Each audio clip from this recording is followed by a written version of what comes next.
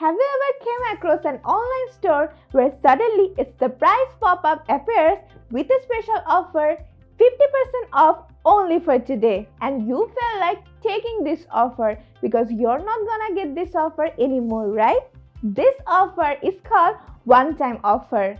It's a special offer that your buyers can avail only once within a brief period of time. The concept is pretty simple.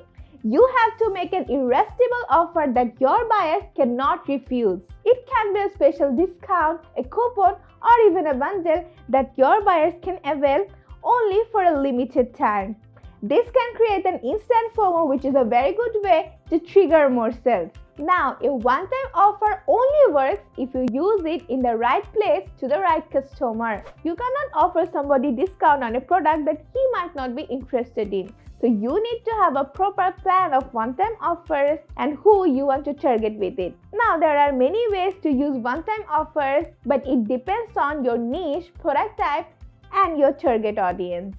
What I'm gonna do is, I'm gonna create a series of videos where I'll explain different uses of one-time offer. So in the next few videos, you'll be learning a lot about when and how to use one-time offers for your business. So keep watching the videos.